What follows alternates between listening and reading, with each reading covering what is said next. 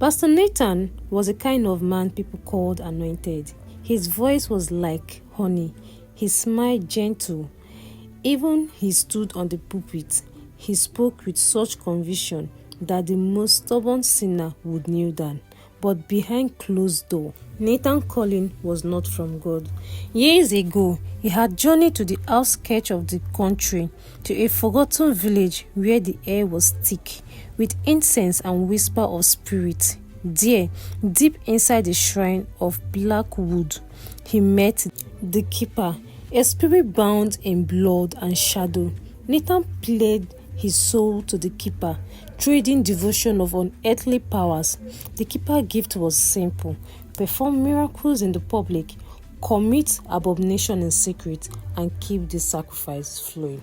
So Nathan built a church not as a house of prayer, but as a trap. His healing crusade was filled with demonic energy. He laid hands on the sick and they rose to walk, the blind and the deaf heard. The congregation adores him.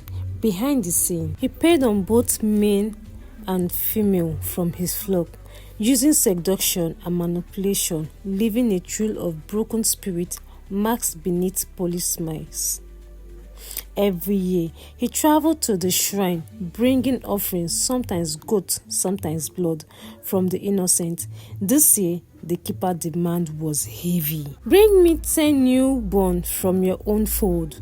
Their breath will keep your miracle alive. For the next deacon, Nathan had pounded, but not in fear. This was the cost of power. He began his work quietly, moving from home to home, manipulating desperate parents with promises of baby dedication and special blessings. At the end of 6 months, he had secured 7 infants, smuggling them into the night like stolen lights. But the final 3 proved harder to find. The congregation was smaller now, and suspicion lingered in the eyes of some. One rainy evening, while Brother Nathan was in his office, Sister Mara, a soft-spoken widow from the church, knocked at his door.